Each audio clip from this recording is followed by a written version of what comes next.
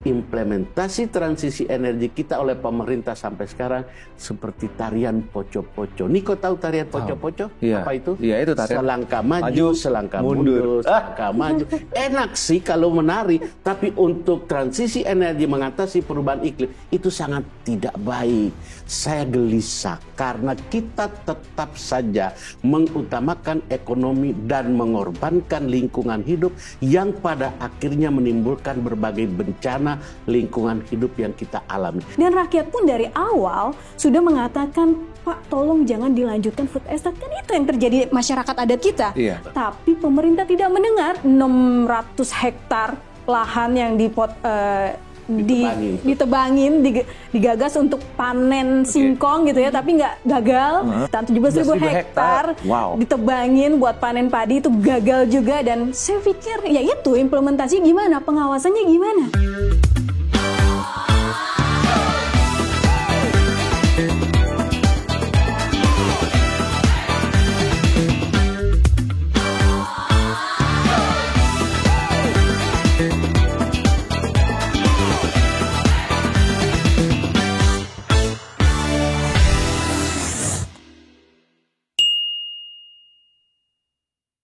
Halo kawan-kawan, jumpa lagi dengan saya Fani Kuskarno di talk show Gagasan Progresif. Nah, di sini kita akan membahas berbagai pemikiran progresif yang akan membawa Indonesia ke masa depan yang lebih baik. Tema kali ini adalah tentang lingkungan. Lingkungan merupakan fondasi kehidupan. Perlindungan dan pengelolaan lingkungan hidup di Indonesia telah diatur dalam Undang-Undang Nomor 32 Tahun 2009. Namun, pertumbuhan populasi, konsumsi berlebih hingga aktivitas industri memberikan dampak negatif bagi kelestarian lingkungan. Nah, bagaimana kita dapat mencapai sustainable development tanpa mengabaikan lingkungan? Telah hadir bersama kita Menteri Lingkungan Hidup era 99 hingga 2001, Bapak Alexander Sonikeraf dan juga Mbak Elisa Sugito, Legal Consultant Renewable Energy dan Circular Economy Enthusiast. Selamat datang di Gagasan Progresif. Bapak, Kakak, pagi, sehat selalu. Oke, ini berbicara tentang lingkungan nih, Pak Sony dan Kak Elisa ya. Jadi salah satu gagasan pengelolaan lingkungan hidup adalah sustainable development atau konsep pembangunan berkelanjutan dengan dasar memenuhi kebutuhan saat ini tanpa mengorbankan generasi masa mendatang. Nah, bagaimana Pak Sony melihat penerapan hal tersebut di Indonesia? Gini, jadi kesepakatan mengenai paradigma pembangunan berkelanjutan itu disepakati dalam konferensi tingkat tinggi bumi di Rio de Janeiro tahun 92. Ya, serangkaian pertemuan puncak sebelumnya membahas mengenai dampak kemajuan ekonomi dan industri khususnya yang berdampak terhadap lingkungan hidup.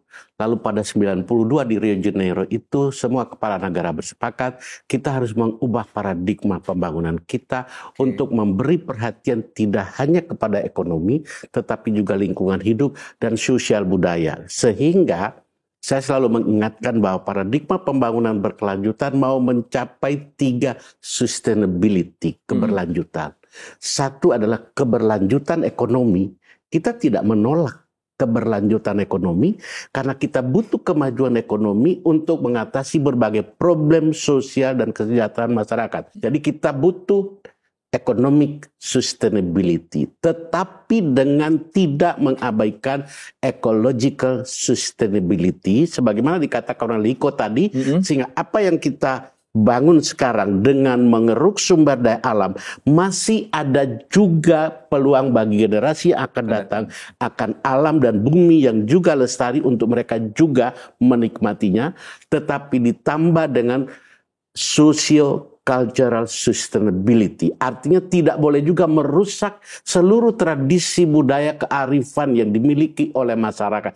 3 ini menjadi satu kesatuan yang terintegrasi dengan baik. Tetapi sekian lama perkembangannya baik di tatanan global maupun apalagi di Indonesia dengan segala mohon maaf saya gelisah karena kita tetap saja mengutamakan ekonomi dan mengorbankan lingkungan hidup yang pada akhirnya menimbulkan berbagai bencana lingkungan hidup yang kita alami. Di satu pihak saya gelisah mengenai tadi kecenderungan kita untuk mengabaikan lingkungan hidup, tetapi di pihak lain saya bertemu saya bertemu dengan anak-anak muda yang punya kepedulian yang sedemikian tinggi akan lingkungan hidup. Jadi ada optimisme dalam diri saya di pihak lain mengamati, ada anak-anak muda yang begitu peduli dengan lingkungan hidup, yang begitu gelisah tentang perubahan iklim, yang begitu gelisah tentang sampah dan seterusnya. Artinya mereka punya kepedulian dan komitmen, tidak bisa lagi mengulangi seperti orang-orang tua ini yang hanya membangun ekonomi saja. Maka saya ingin dengar dari Elisa, apa sih yang sesungguhnya kalian inginkan, yang mewarisi bumi ini, yang mewarisi negara ini kita. Ada optimisme, ada rasa gelisah. Nah, generasi muda ada optimisme itu. Oke, pertama kalau saya ngomongin tentang tadi ya ekonomi pembangunan yang berkelanjutan, ada kalimat tadi mewarisi. Bahwa sebenarnya peraturan-peraturan sudah ada, regulation ada, prosedur-prosedur terkait pembangunan ekonomi hijau sudah ada, pembangunan ekonomi yang berkelanjutan juga ada. Namun implementasinya nih, nah kita tuh punya komunitas hijau Indonesiaku gitu. Kita ada komunitas juga berkebun, betul. Dan kita pelan-pelan gitu ya, melalui langkah-langkah kecil yang mungkin kedepannya itu bisa menjadi sebuah gerakan. Satu individu ditambah individu lain dan ditambah lagi, itu mungkin akan bisa menghasilkan gerakan yang besar dan signifikan untuk mengurangi yang namanya gas rumah kaca dan emisi-emisi yang ada, seperti itu. Jadi kami melakukan langkah-langkah yang simpel. Pertama dari menggunakan tumbler aja deh. Jadi botol-botol plastik itu udah kita mulai tinggalkan dan kita bawa tumbler sendiri. Selain itu juga kita mencoba menanam 1 juta pohon di seluruh Indonesia, nanti akan tersebar kayak gitu. Dan tentunya itu bukan saya seorang, tapi melalui gerakan anak-anak muda yang mencintai lingkungan. Itu salah satu contoh ya gerakan, dan salah satunya juga saya sudah terapkan adalah membawa kantong belanja sendiri, bawa tumbler seperti itu. Nah ini menarik karena hampir 1 dekade lalu pada 2013 hutan di Indonesia dijuluki paru-paru dunia nih Pak ya. Nah, karena Indonesia berada di peringkat ketiga hutan terluas di dunia. Namun luas hutan Indonesia pada 2018 sampai 2022 ini terus berkurang hingga 1,33 juta hektar are. Nah, bagaimana tanggapan Pak Sony, nanti juga Elisa, apakah Indonesia masih layak menyandang gelar paru-paru dunia? Itu yang justru tadi membuat saya gelisah dan khawatir. Karena betul degradasi hutan kita sudah sangat serius. Dan sekali lagi mohon maaf, kecenderungan pemerintah adalah alih fungsi lahan yang sangat masif. Baik untuk kepentingan pertambangan, kepentingan perkebunan, bahkan isu terakhir yang bukan sekadar isu politik, yaitu mengenai food estate dengan menebangi luasan hutan di Kalimantan yang sedemikian masifnya. Gitu. Padahal kita tahu bahwa hutan itu kan punya fungsi yang jauh lebih hakiki. Kita belajar di SD, SMP, ya, pengatur iklim. Ada fungsi klimatologis, ada fungsi hidrologis pengatur air, ada fungsi sebagai paru-paru dunia memberikan kepada kita oksigen segar, ada fungsi mengenai di situ ada sumber obat-obatan herbal, sumber pangan, bahkan sumber energi. Tapi kemudian kita tebang seenaknya. Itu yang membuat saya gelisah. Tetapi di pihak lain saya harus apresiasi sebagaimana dikatakan Elisa tadi. Dan beberapa anak muda ada yang kemudian menggerakkan para penyelam untuk mengumpulkan sampah-sampah di laut. Ada yang kemudian gelisah sejak mahasiswa tentang sampah, lalu ketika dia sudah bekerja sebagai profesional di perusahaan yang besar, dia berhenti lalu merintis perusahaan rintisan untuk mendaur sampah menjadi energi. Keren gitu loh. Ada yang kemudian mengembangkan yang nama food bank untuk mengumpulkan sisa-sisa makanan untuk kemudian diolah kembali dan dimanfaatkan dan sebagainya. Artinya apa?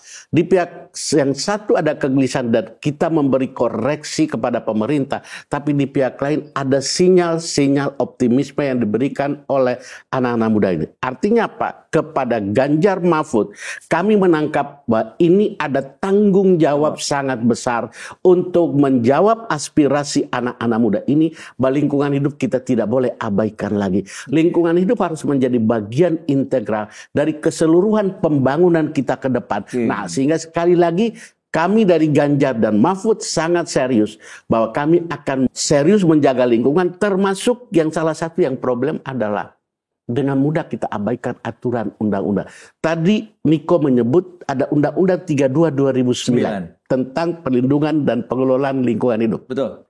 Saya terlibat sangat dalam menyusun undang-undang ini, cuma kemudian saya ingat kembali teman-teman setelah selesai menyalami saya, Pak Sony hebat, keren undang-undangnya, ini undang-undang Sony Kera, sudah kok saya, ya Pak Sony yang sangat serius dengan itu. Pertanyaannya adalah, undang-undang yang sedemikian keras, apakah akan dilaksanakan secara konsisten? Jangan-jangan problemnya ada di implementasinya. Mungkin kita perlu didengar anak muda bagaimana merespon situasi seperti ini. Undang-undangnya udah bagus, implementasinya. Nah, ini ada suhunya di sini. Iya. Kalau dari saya sendiri ya, kalau lihat tadi Pak Sony masuk ke food estate ya, ternyata apa? Ya 600 hektar lahan yang ditebangin, digagas untuk panen singkong gitu ya, tapi nggak gagal. Terus 17.000 untuk panen padi, 17.000 hektar ya, bukan 17.000 itu kedikitan, 17.000 hektar ditebangin buat panen padi, itu gagal juga. Dan saya pikir ya itu implementasi gimana, pengawasannya gimana? Siapa nih yang ngawasin? Ya sebenarnya kita rakyat, dan rakyat pun dari awal sudah mengatakan, Pak, tolong jangan dilanjutkan food estate. Kan itu yang terjadi masyarakat adat kita. Tapi pemerintah tidak mendengar. Nah, ini juga yang harus sebenarnya ini menjadi problem bersama sih. Kadang, gagasannya bagus. Menjadi lumbung pangan nasional. Karena akan terjadi krisis pangan dunia gitu kan. Tapi kenyataannya begitu ya. Ini mungkin memang ada pengawasan yang harus lebih ketat lagi. Tadi bilang undang-undangnya udah bagus, tapi bagaimana implementasinya. Dan saya rasa semua itu juga harus ada pemerintah yang harus lebih mendengar masyarakat sih. Itu poin pentingnya. Ada poin yang menarik dari Elisa ini adalah proses pembahasan undang-undang harus partisipatif, membuka ruang keterlibatan masyarakat, tetapi juga dalam implementasinya adalah buka ruang dong dan berdialog dengan masyarakat, sehingga masyarakat juga ikut mengkoreksi, bukan untuk menjatuhkan pemerintah, bukan untuk sekadar mengkritik pemerintah, tapi memberi koreksi konstruktif sehingga kita hindari berbagai dampak lingkungan. Ini hal yang serius yang tidak boleh, lingkungan hidup itu hanya menghambat pembangunan. Enggak.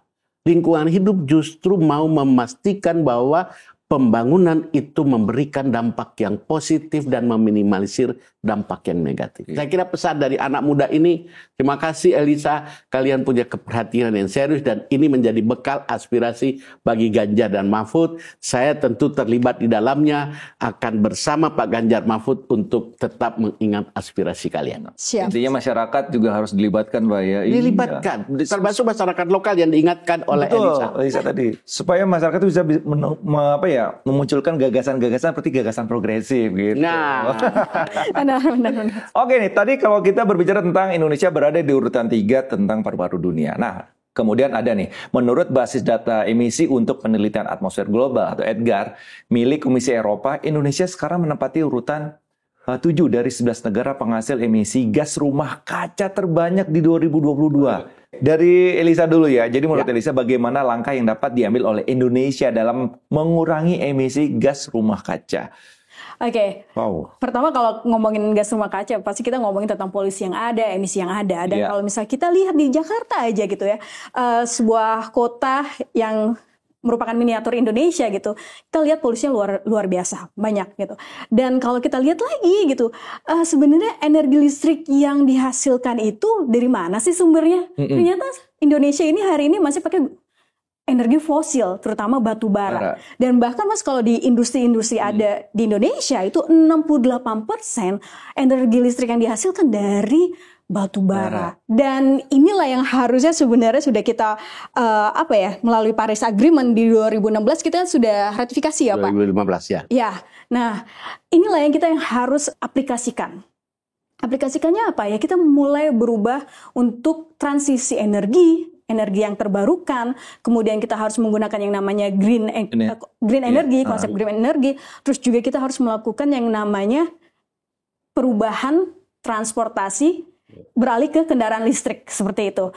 Dan ini kan menjadi hal-hal langkah-langkah besar sebenarnya, bukan kecil lagi, karena ini harus melalui prosedur yang ada dan kemudian juga implementasinya juga harus diawasin segala macam.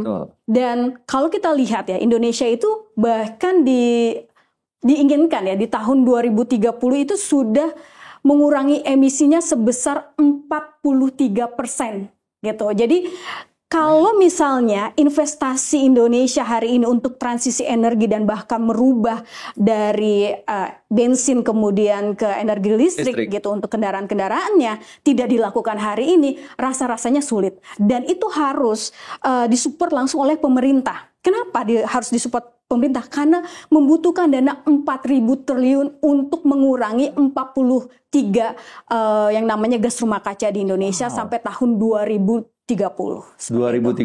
Oke, makanya diberikan subsidi untuk beralih ke transportasi atau kendaraan listrik ya. Itu salah satu. Kalau Pak Sony melihat gimana? Jadi kita harus lihat dulu sumber dari emisi gas rumah kaca.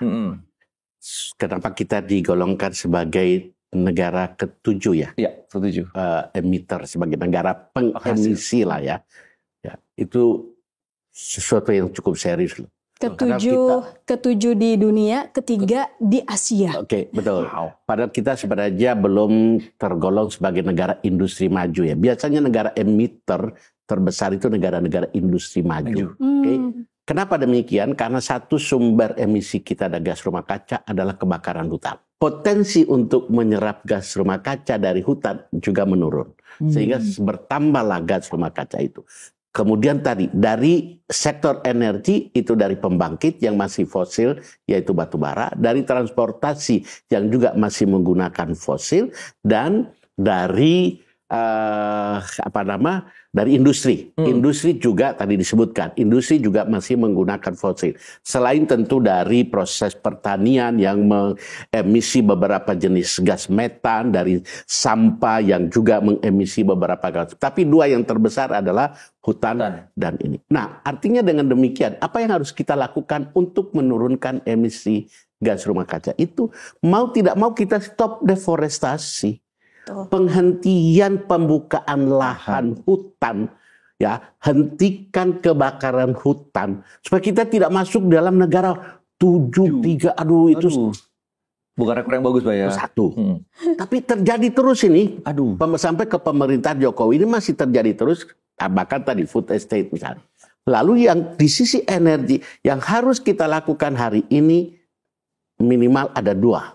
Yang pertama adalah transisi ke energi terbarukan. Baik itu di pembangkit, kurangi pembangkit dan tutup pembangkit listrik PLTU dari batu bara, alihkan ke pembangkit energi terbarukan, lalu kemudian dari industri demikian pula ganti dengan energi terbarukan, lalu dari transportasi satu adalah ganti selain dengan menggunakan kendaraan listrik, tetapi kendaraan listrik itu belum maksimal selama sumber listriknya pun masih dari batu bara. Nah, itu Pak. Jadi harusnya maksimal sumber listriknya dari energi terbarukan, sehingga ketika dipakai di transportasi itu total 100% betul-betul energi terbarukan. Selain itu kita harus juga membangun transportasi massal yang terintegrasi untuk mengurangi penggunaan kendaraan pribadi, apalagi kendaraan pribadi masih menggunakan energi fosil. Tapi ada sisi yang lain ini, itu kan mungkin tanggung jawab terbesar ada di pemerintah itu, ya kan? Karena harus mengurangi tadi PLTU batu bara dan seterusnya. Ada sisi lain yang bisa menjadi tanggung jawab kita bersama. Apa itu? Yaitu pengurangan konsumsi listrik, penghematan penggunaan listrik baik di rumah tangga, baik di kantor, baik di industri dan tempat-tempat umum, fasilitas-fasilitas umum. Apa artinya? Jangan boros gunakan banyak lampu, kemudian jangan boros gunakan banyak alat elektronik dan seterusnya. Saya tahu bahwa tanggung jawab terbesar untuk itu adalah di produsen. Untuk memproduksi barang-barang konsumsi elektronik yang hemat energi. Itulah pentingnya. Tadi Elisa menyinggung mengenai ekonomi hijau, ekonomi sirkuler. Ekonomi sirkuler itu harusnya sejak produksi barang konsumsi dia sudah harus menghitung untuk menghabiskan listrik atau energi itu sekecil mungkin. Jadi ini rangkaian yang harus kita lakukan. Mohon maaf, Niko.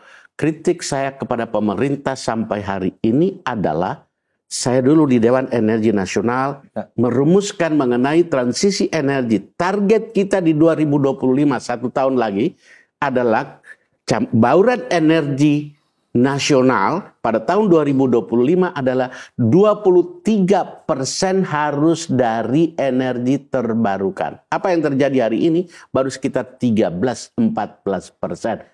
Artinya pemerintah di tingkat global janjinya muluk-muluk, tapi dalam negeri pekerjaan rumah tidak serius dijalankan. Istilah saya di berbagai forum saya katakan, implementasi transisi energi kita oleh pemerintah sampai sekarang seperti tarian poco-poco. Niko tahu tarian poco-poco? Apa itu? Iya, itu tarian. Selangkah maju, selangkah mundur, selangkah maju. Enak sih kalau menari, tapi untuk transisi energi mengatasi perubahan iklim itu sangat tidak baik. Harus kita gaspol. Maka Ganjar Mahfud akan gaspol untuk transisi energi termasuk menghentikan secara bertahap PLTU batubara dengan kolaborasi global, dengan dana global, tapi bukan dana pinjaman. Itu dana kita fokuskan, kita utamakan dana grant, hibah. Kenapa? Karena persoalan iklim, ada persoalan climate justice. Ada persoalan keadilan iklim. Apa itu? Mereka sudah mengotori bumi ini dengan emisi gas rumah kaca sejak abad ke-17, sejak revolusi industri pertama. Mereka bangun industri dan ekonomi mereka maju dengan mengkotori bumi ini.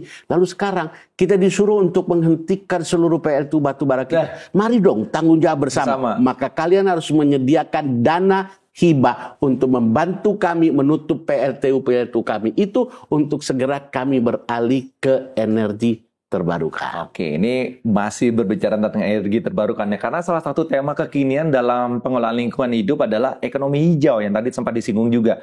Nah, bagaimana Elisa dan Pak Sony melihat ya transisi energi yang ada di Indonesia hari ini, transisi energi ya. Kemudian terutama terkait pemanfaatan energi baru terbarukan atau EBT dalam memasok kebutuhan energi dalam negeri. Oke, Mas Diko tadi kalau udah dijelasin begitu panjang ya sama Pak Sony, luar biasa. Emang ini panutan nih kalau dibilang. Apalagi udah di Dewan Energi udah cukup lama ya Pak ya. Nah, kalau saya ngomongin tentang ekonomi hijau, yang tadi juga ngomongin tentang ini dong, hentiin dong deforestasinya tuh dihentiin. Kalau misalnya kita lihat tuh dari zaman Indonesia merdeka sampai sekarang, ternyata terjadi pembakaran hutan dan segala macam itu sekitar kalau nggak salah itu 23 hektar, 23 juta hektar. 23 juta? Bukan ribu lagi ya? Hektar 23 juta. Wow. 23 juta hektar ya. Selama 78 tahun Indonesia merdeka, yang artinya itu ada luasnya 75 kali dari provinsi Yogyakarta. Artinya apa? Di sini tuh nggak main-main kita. Ya tadi Pak Sony udah bilang gitu. Kayak pemerintah nih kayak nari poco-poco nih. Kayak ibaratnya kalau kita ngomong di dunia internasional, komitmennya wah luar biasa banget. Kita di tahun 2025 akan sampai segini, 2023 akan sampai sini, bahkan 2060 akan net zero emission gitu. Tapi kenyataannya pada hari ini Pak Sony Craft tadi ngomong baru 13% gitu kan. Dan ya gitu. Dan saya sih pikir kami anak muda melakukan langkah kecil sambil terus memperhatikan apa yang dilakukan oleh pemerintah hari ini. Dan karena itu pula lah kami membuat sebuah komunitas kecil-kecil yang mungkin ini akan bisa membantu gerakan ekonomi hijau gitu ya, di mana memang diperlukan yang namanya transisi energi dan kemudian pembangunan yang berkelanjutan gitu. Jadi kalau saya sih menyebutnya ini adalah langkah kecil untuk memastikan bahwa kita mewarisi dunia yang sejuk, yang nyaman, yang layak untuk dihuni umat manusia. Nggak panas seperti Tahun lalu, Pak. Iya kan, 2023 itu panas banget. 2023 itu sinyal, menurut data dari para pakar perubahan iklim itu tahun atau beberapa bulan Juli dan November itu tahun terpanas yang pernah tercatat dalam sejarah bumi. Nah, itu udah sinyal apa ya? Sinyal, dan dikhawatirkan kalau kita tidak serius merem laju naiknya suhu bumi, itu bisa lebih dari 1,5 sebelum industri. Kalau itu lewat dari situ, itu sinyal red merah yang membaik, red alert. Jadi disebutnya bukan global warming tapi global boiling. Jadi sudah pada level bukan lagi global warming, tetapi global boiling. Itu menakutkan. Di Cina pada bulan Juli 2023 itu sudah sampai 52,5 derajat Celcius, itu panas sekali. Jadi di Timur Tengah misalnya siang hari orang tidak berani keluar karena sangat panas gitu, dan itu membahayakan. Di Eropa dan Amerika sudah banyak orang tua yang meninggal karena suhu terlalu tinggi, maka pernapasan menjadi tidak maksimal dan akhirnya kehilangan napas dan meninggal. Jadi itu ancaman serius dan perlu menjadi perhatian pemerintah. Oke. Nah, sedikit yang disinggung ditanyakan oleh Niko tadi tentang ekonomi hijau. Okay. Ada banyak aspek dari ekonomi hijau, karena saya punya buku ekonomi sirkuler. Sebenarnya hampir sama, tapi sekarang lebih keren digunakan istilah ekonomi sirkuler. Model ekonomi sirkuler, sekadar supaya juga pemirsa bisa sedikit punya pemahaman, sesungguhnya mau mengkritik dan menggantikan model ekonomi konvensional yang disebut sebagai model ekonomi linear. Model ekonomi linear adalah take, make, waste. Mengeruk sumber daya alam, memproduksi barang kebutuhan manusia, dijual untuk dipakai sekilas, lalu kemudian dibuang sebagai sampah. Take, make, waste. Secepat dipakai dan secepat jadi sampah, maka itu sumber keuntungan bagi produsen. Karena mereka memproduksi barang-barang konsumsi yang cepat lapuk, cepat rusak, dan seterusnya. Ekonomi sirkuler mengubah itu. Take, make, cash. Jadi take, mengambil sumber daya alam, memproduksi barang kebutuhan, tetapi digunakan selama mungkin untuk tidak jadi sampah. Kalaupun itu akan menjadi sampah, maka kemudian ditarik kembali, diproses ulang untuk menjadi bahan baku, untuk di-recycle, di-reuse, di-repair, dan seterusnya. Bahkan yang namanya sampah, dengan demikian tidak lagi pertama-tama tanggung jawab konsumen, tapi di tempat pertama adalah tanggung jawab produsen. Yaitu apa? Dia rancang sejak proses produksi untuk tidak ada sampah di ujung sana. Kalaupun ada sampah tadi, dia harus tarik kembali, maka ada yang disebut sebagai extended producer responsibility. Tanggung jawab produsen yang diperluas, yaitu dia tarik kembali, maka dia bangun simpul-simpul serah sampah atau sisa-sisa produknya untuk dikembalikan ke mereka atau ke industri yang mendaur ulang tadi untuk kemudian menjadi bahan baku kembali. Ini yang disebut sebagai sirkuler. Tidak putus tapi dia kembali lagi. Sirkuler, termasuk di dalamnya ketika tadi kita bicara mengenai energi, dia harus memilih sejak proses produksi energi terbarukan. Tidak boleh lagi industri menggunakan proses produksi dengan energi fosil, tapi energi terbarukan. Bahkan transportasi distribusinya harus dibuat sedemikian rupa untuk tidak meninggalkan jejak karbon yang banyak. Dan Ganjar Mahfud di dalam visi misinya sudah punya komitmen mengembangkan ekonomi hijau atau ekonomi sirkuler. Oke, ini menarik ya. Masih berbicara tentang ekonomi sirkuler dan penerapan zero waste dirasa memang belum optimal nih ya. Data Sistem Informasi Pengelolaan Sampah Nasional KLHK menunjukkan volume sampah di Indonesia mencapai 35,92 juta ton sepanjang 2022. Wow, ini naik 21,92% dari 2021. Nah, apa penyebabnya nih? Langkah seperti apa yang seharusnya diambil untuk mengatasi hal ini? Mungkin saya dulu ya. Ada dua hal minimal. Minimal ada dua hal. Bisa saja beberapa aspek kebijakan. Satu adalah di Ganjar Mahfud, visinya mendorong setiap kota, provinsi, dan kabupaten seluruh Indonesia harus punya tempat pembuangan akhir pengolahan sampah dengan teknologi yang sangat baik. Realitas hari ini menunjukkan tidak banyak kota di Indonesia yang punya tempat pembuangan akhir sampah yang representatif.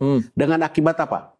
Laut kita tidak hanya menggunung itu, tapi laut kita menjadi tempat pembuangan sampah yang paling murah dan semua orang dengan senang. Itu sebabnya beberapa tahun sebelumnya, kenapa kita ribut bahwa laut kita itu penuh dengan sampah plastik, ikan-ikan itu makan sampah plastik, masuk ke dalam tubuhnya, lalu kemudian kita makan ikan-ikan itu dan seterusnya. Itu satu hal. Jadi kita perlu mendorong kota-kota provinsi, kota-kota kabupaten di seluruh Indonesia punya tempat pembuangan dan pengolahan sampah yang representatif. Kedua, konsepnya adalah waste to cash. Sampah jadi berkah. Sampah itu bukan betul-betul memang barang yang busuk. Tidak, dia bisa jadi berkah. Dia bisa jadi wealth. Dia bisa jadi cash. Apa itu? Bisa diolah untuk menjadi pakan ternak, pakan ikan. Bisa diolah jadi pupuk, bisa diolah jadi energi, bisa diolah untuk menjadi hasil-hasil kerajinan tangan yang bisa dikembangkan oleh anak-anak muda, oleh ibu-ibu dan seterusnya. Banyak sekali kerajinan tangan yang bisa diproduksi dari sampah itu, selain kemudian dikembalikan untuk menjadi bahan baku proses produksi baru. Sehingga yang namanya sampah itu memang betul-betul jadi cash. Tidak lagi mengotori kita dan merusak lingkungan hidup kita. Itu kira-kira gagasannya. Dan mudah-mudahan dengan demikian anak-anak muda semakin tertarik. Wow, kita akan terlibat juga di dalam mengolah sampah-sampah itu untuk menjadi cash. Bukan lagi menjadi sampah yang menakutkan, tapi menjadi sumber keuntungan baru, sumber pendapatan bagi masyarakat. Iya, kalau saya lihat sih beberapa daerah sudah melakukan hal itu, Pak ya. Ada beberapa kelompok ya mungkin ya mengolah sampah-sampah plastik, warna-warnanya dikumpulkan, terpisah, terus dibuat kembali seperti sandal, apapun itu ya. Tapi juga salah satu problem kita di Indonesia khususnya adalah sampah pangan. Kita termasuk negara masyarakat yang kalau tidak salah sampah pangan terbesar di dunia. Ironis kan, banyak masyarakat kita masih kekurangan. Tapi di pihak lain banyak sekali sampah yang kita buang. Apa yang terjadi dengan itu? Sampah pangan itu kan punya jejak karbon yang besar loh. Mulai dari produksi di lahan pertanian, kemudian dibawa dengan cooler dan seterusnya, sampai kepada kita memasaknya, itu menggunakan energi, kemudian dihidangkan dan seterusnya. Loh, setelah itu kita ambil sebanyak-banyaknya, tapi makan hanya sedikit, selebihnya kita buang, lalu jadi sampah dan seterusnya. Itu sangat tidak ramah lingkungan. Jadi, saya dorong anak-anak muda, jadikanlah itu sebuah tren baru. Ambil sedikit saja. Tambah 10 kali nggak apa-apa, tapi harus habis. Harus habis supaya tidak menyebabkan sampah. Gitu. Yang kedua, sekarang kami di Ganjar Mahfud mendorong sebuah budaya baru, gaya hidup baru di sektor pangan ini, yaitu lokavora. Lokavora itu makan makanan lokal. Lokavora. Itu sebuah tren yang sedang berkembang di Amerika oleh ibu-ibu kaya yang menyadari loh, kita harus kembali ke makanan lokal kita. Dan Indonesia, mohon maaf Niko, sangat kaya dengan potensi pangan lokal. Ada jagung kami di NTT. Kenapa tidak diberikan makan jagung? Ada sagu di Sulawesi dan Papua. Dan Niko tahu, sagu itu adalah makanan pokok Indonesia sejak dulu kala. Nasi itu sebenarnya impor dari luar loh. Setuju, Pak. Makanya itu kita kembali ke lokavora. Mari teman-teman media promosikan sebuah gaya hidup baru, lokavora. Bahkan makanan lokal karena jejak karbonnya sedikit tuh. Impor dari luar itu jejak karbonnya bapalnya itu Pak. Jadi mari kita promosikan lokavora. Keren kan? Keren. Nah, ini masih berbicara berhubung dengan lokal. Jadi sejumlah terobosan dilakukan demi mengoptimalkan ekonomi hijau. Nah, termasuk program Desa Mandiri Energi terkait pemanfaatan EBT per satu desa. Ya, jadi bagaimana Elisa ya melihat program ini? Itu bukan cuma desa yang 100 desa aja, sampai 2.300 desa dilakukan yang namanya pengaplikasian EBT. Ini kan hal yang menurut saya dibandingkan, mohon maaf nih, pasangan-pasangan yang lain gitu ya. Ganjar sudah mendahuluinya gitu, ibaratnya dia sudah start duluan. Iya, dan langkahnya itu juga memang langkah yang sesuai dengan komitmen gitu. Komitmennya apa? Ya udah kita ngomongin ekonomi hijau dan dilakukan. Dan EBT ini energi baru terbarukan yang kita terapkan gitu ya, khususnya di Jawa Tengah gitu. Pada saat Pak Ganjar jadi gubernur, itu tuh membuat salah satunya pendapatan desa itu meningkat gitu ya, bukan cuman menjadi beban gitu ya energi terbarukannya, tapi malah menjadi sumber berkah untuk setiap desa. Dan ini langkah yang bagus sih kalau saya bilang. Kolaborasi Pak Lokapora sama EBT, Pak. Betul. Jadi begini, sesungguhnya potensi untuk desa mandiri energi besar. Kenapa?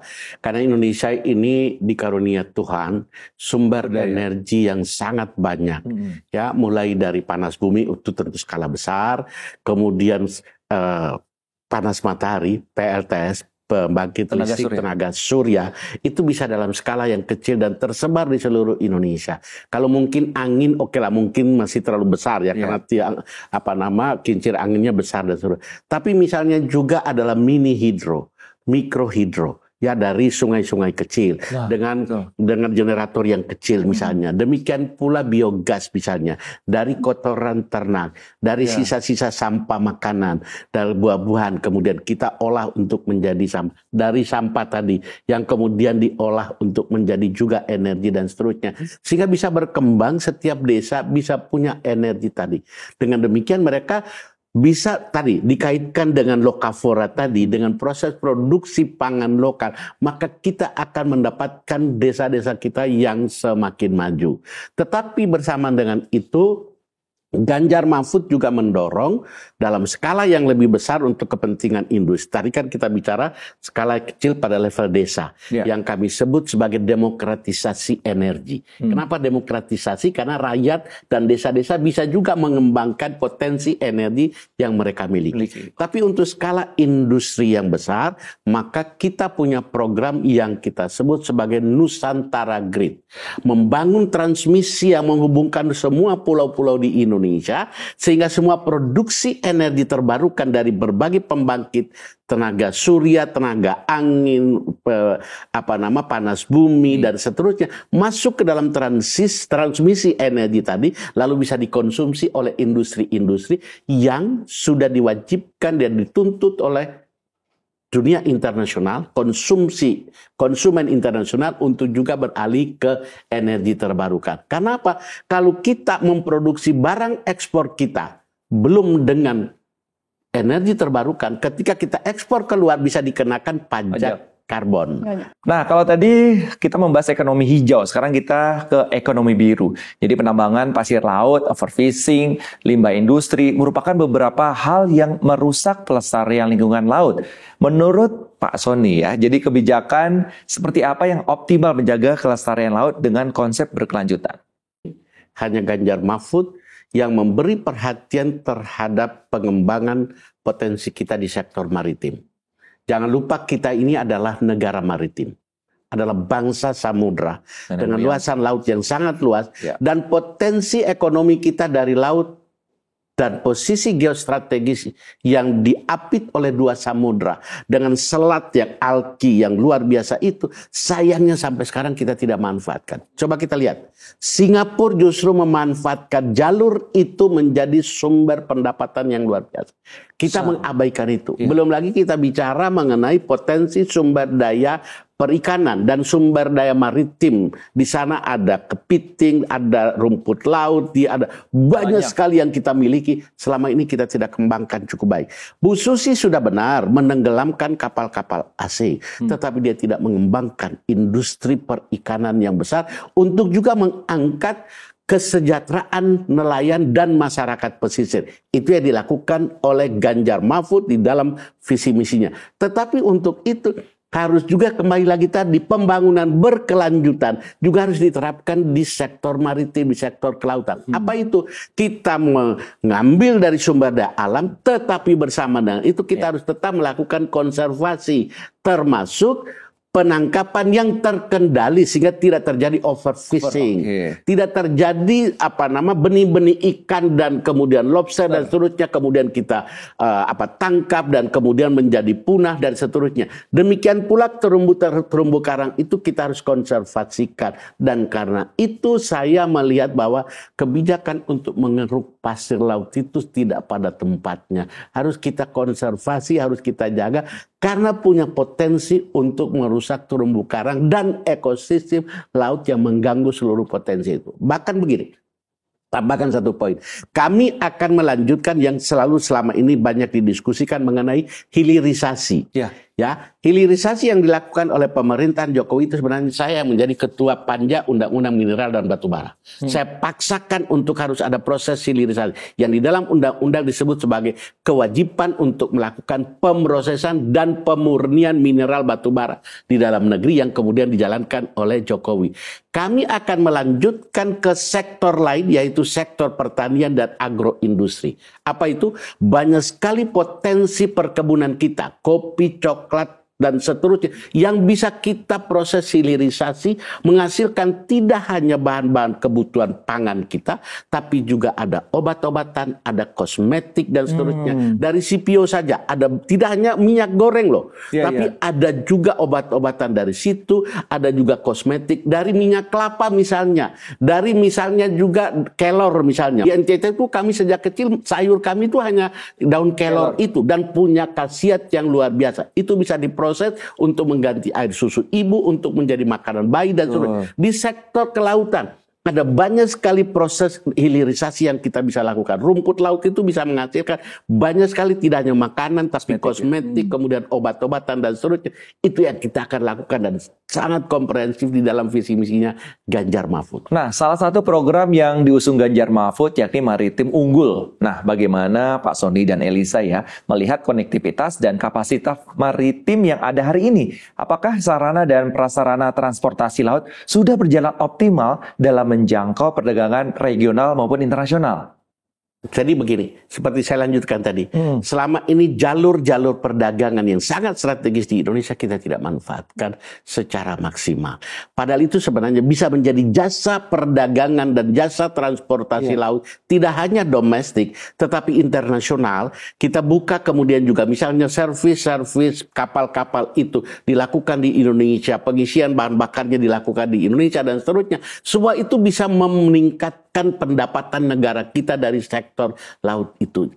Itu yang kemudian kami rancang betul. Tentu tidak bisa membalikan telapak dalam semalam, tapi kita rancang secara konsisten untuk potensi geostrategis kita yang sangat strategis ini harus kita manfaatkan untuk kemajuan Indonesia, termasuk karena selama ini, mohon maaf, masyarakat pesisir dan nelayan terlalu diabaikan karena paradigma kita adalah paradigma kontinental. Pulau-pulau besar, pertanian saja yang kita bicarakan, kurang kita bicara tentang perikanan dan kelautan, padahal potensi kita sangat besar di sektor itu. Sementara dunia sekarang justru beralih ke pangan laut. Kenapa? Ada tantangan, ada kekhawatiran pangan dari sektor daratan termasuk daging itu banyak terkontaminasi dengan berbagai formalin dan segala macam kimia dan seterusnya. Sedangkan di laut dipercaya masih sangat bersih dan potensi ini yang harus kita gali terus. Buat Elisa, karena tadi sempat disinggung sama Pak Sony mengenai penambangan pasir laut itu merusak ekosistem, terumbu karang dan sebagainya. Nah, Indonesia ini merupakan salah satu negara yang menjadi tujuan wisata bahari. Pasti semua setuju ya, karena cantik sekali. Betul. Nah, menurut Elisa sendiri pengembangan seperti apa yang harus dilakukan untuk meningkatkan kawasan wisata bahari nasional? Oke, kalau kita lihat kan memang Indonesia ini terdiri dari berbagai macam pulau-pulau ya. Ada 17.504 pulau gitu di Indonesia. Dan di setiap perairan itu memiliki berbagai macam terumbu karang yang indah-indah. Tapi kadang pariwisata kita suka melupakan yang namanya keamanan dan keselamatan. ketika kita membangun yang namanya pariwisata, tentu seseorang yang berwisata dia itu harus merasa safety gitu. Selain itu juga alat-alat transportasi seperti kapal laut, terus kapal feri, kapal penumpang dan segala macamnya itu juga harus diperhatikan. Karena kadang pemerintah bilang, ayo kita berwisata nih ke laut, ke bibir pantai dan segala macam, tapi melupakan alat transportasinya, sarana dan prasarananya. Dan ini menurut saya belum optimal ya di bidang kemaritiman. Tapi bagaimana kemudian yang Bapak bilang tadi, kita mau hilirisasi di berbagai macam industri, bukan cuma pertambangan aja ya Pak. Nah, gimana kemudian bukan sekedar kita menjual ekspor ikan mentah, tapi bagaimana menjadi sebuah produk yang mungkin produknya itu awet tahan lama gitu kan. Nah, ini juga produk jadi ini yang harus kemudian kita tingkatkan lagi. Karena kalau kita ngomongin pariwisata, pasti kalau kita berpariwisata kita pasti bawa cenderamata, oleh-oleh dan segala macam ya kan.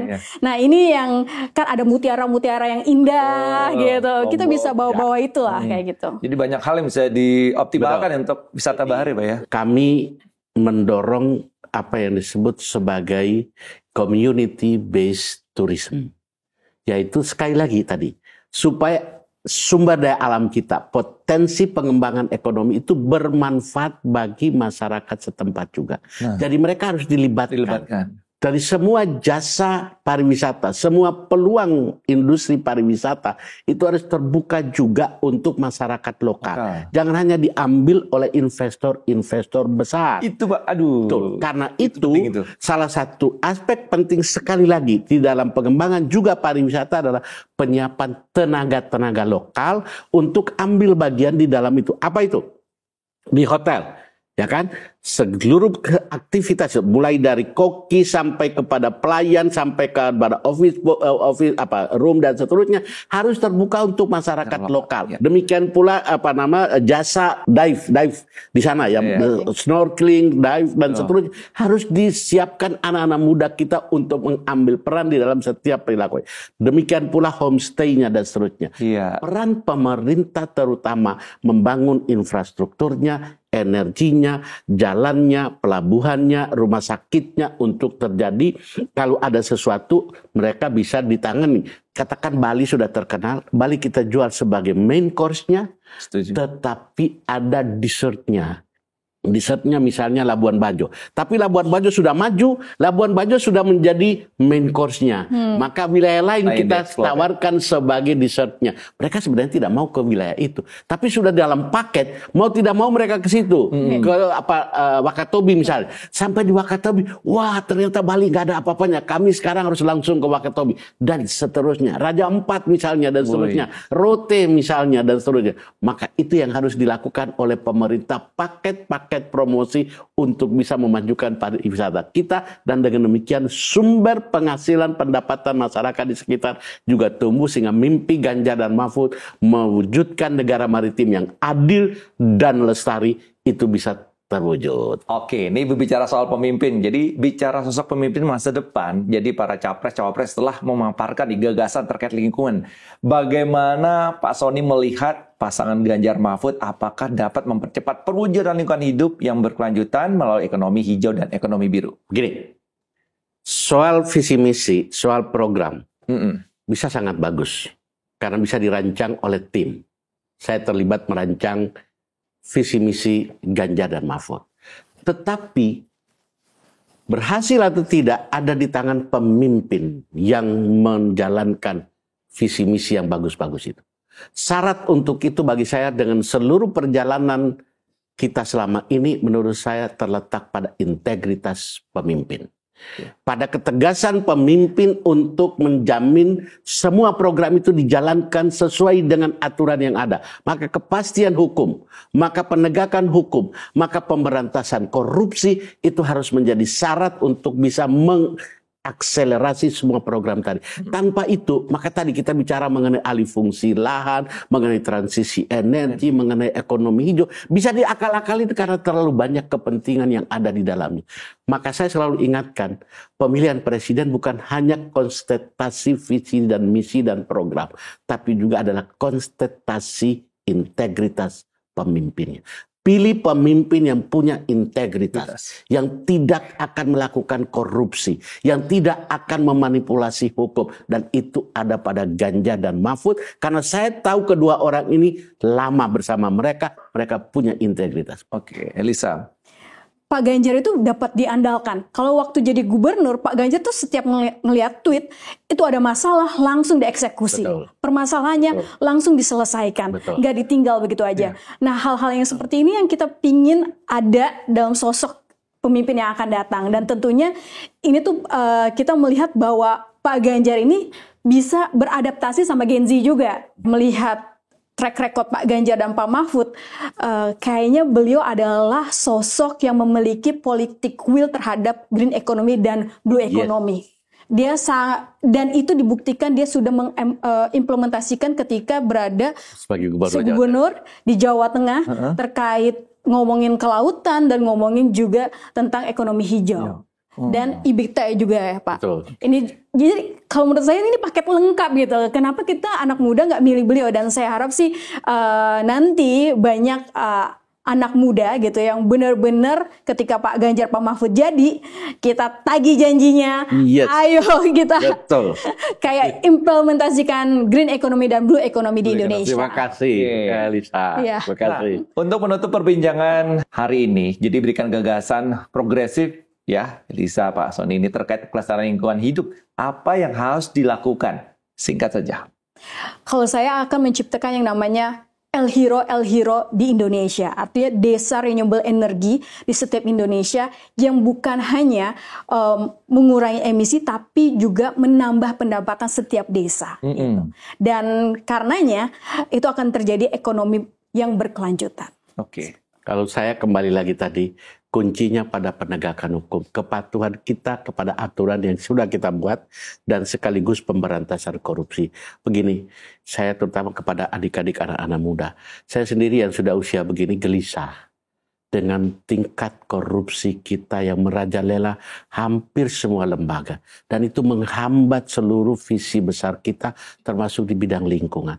Karena itu saya membutuhkan, dan kita bangsa Indonesia membutuhkan pemimpin yang mau memimpin kita untuk memberantas korupsi. Saya tahu tidak mudah, tapi karena itu kenapa saya ulangi terus, kita butuh pemimpin yang punya integritas, menjadi teladan di dalam menegakkan hukum dan memberantas korupsi, supaya Indonesia bisa unggul. Kita terlalu kaya loh, tapi masa kalah dengan negara tetangga kita karena korupsi kita. Hampir semua lembaga loh, DPR, Menteri, KPK yang memberantas korupsi juga tersangkut, MK, pengadilan, kejaksa, hakim, menyedihkan, bupati, wali kota, gubernur, menyedihkan. Jadi ini menjadi PR kita, karena semua tadi menjadi buyar ketika semua permainan kepentingan terjadi, dan itu merugikan kita sebagai bangsa Indonesia. Itu pentingnya. Jadi pemimpin yang integritas, bersih, dan tentu saja mengedepankan pemberantasan korupsi, ya seperti itu. Dan tadi juga mengembangkan desa-desa mandiri biar masyarakat lokalnya ikut terlibat di dalamnya. Oke, seru sekali perbincangan topik pembahasan kita kali ini. Jadi pelestarian lingkungan merupakan tanggung jawab bersama dengan pemimpin yang peduli lingkungan. Mari kita berkomitmen memberi kontribusi positif untuk menjaga kelestarian lingkungan hidup hingga menciptakan masa depan yang berkelanjutan bagi Indonesia.